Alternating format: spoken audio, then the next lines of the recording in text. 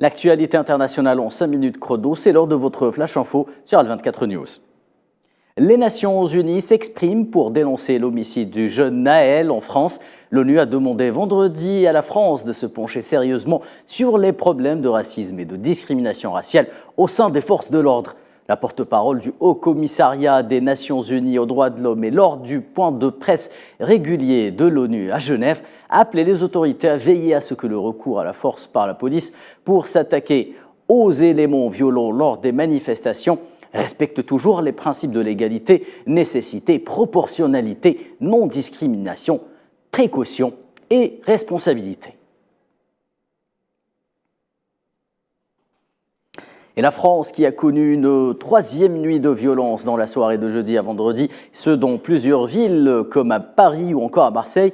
Les autorités françaises, rappelons-le, avaient annoncé avoir mobilisé 40 000 membres des forces de l'ordre pour faire face aux émeutes qui gagnent peu à peu tout le territoire français. Près de 900 interpellations ont été signalées dans la nuit d'hier.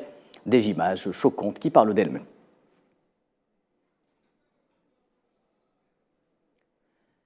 L'Observatoire arabe des droits de l'homme au Caire a dénoncé l'acte islamophobe par un extrémiste suédois qui a brûlé un exemplaire du Coran à la mosquée centrale de Stockholm en Suède. L'Observatoire estime que l'incident constitue une provocation au sentiment des musulmans menée par certains extrémistes. Il appelle la communauté internationale à adopter une position ferme envers ceux qui la soutiennent.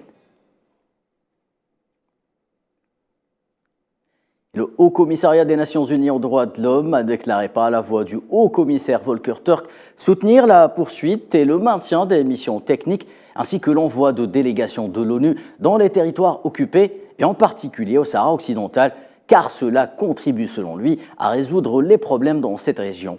Une déclaration accueillie favorablement par le Front Polisario qui à son tour déclaré par la voix de son envoyé spécial à Genève, Habib Bouchraya, que cela était un bon signe, notamment s'il permettait de mettre fin au processus de violation des droits de l'homme par l'occupant marocain au Sahara occidental. Un mot du groupe BRICS et de l'engouement général qui l'accompagne. Un autre pays africain a exprimé sa volonté de rejoindre le groupe des 5. Il s'agit de l'Éthiopie et ce, compte tenu de l'évolution de la situation internationale et des forces internationales en présence. Addis Abeba s'efforcera de devenir membre d'autres organismes internationaux dont les BRICS afin de préserver ses intérêts nationaux. C'est en effet ce qu'a déclaré le porte-parole du ministère des Affaires étrangères éthiopien.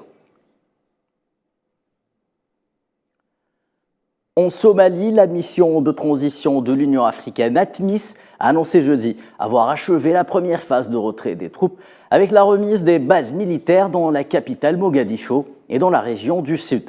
L'ATMIS a indiqué que la base militaire d'entraînement Jazira One de Mogadiscio et la base de Gerilé de l'État de Jubaland avaient été remises aux forces de sécurité somaliennes. Dans les territoires occupés palestiniens, 3 jeunes Palestiniens ont été arrêtés par les forces sionistes en Cisjordanie occupée alors qu'ils tentaient de franchir un poste de contrôle militaire au nord d'El-Quds. L'occupation sioniste a également arrêté un Palestinien de Toubas dans le nord de la Cisjordanie. Dans ce contexte, les forces d'occupation ont pris d'assaut les villages du district et les villes de Naplouse et de Jénine. Des raids et des perquisitions dans plusieurs maisons étaient à l'ordre du jour, au cours desquelles des grenades lacrymogènes ont été tirés sur les civils palestiniens.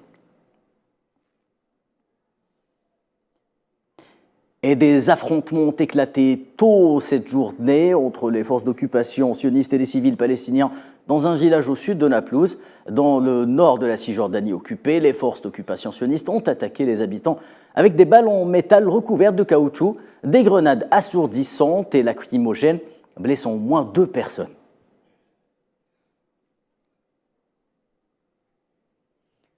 C'est la fin de ce flash, je vous donne rendez-vous néanmoins dès 19 h pour une page complète de l'information sur Al24 News.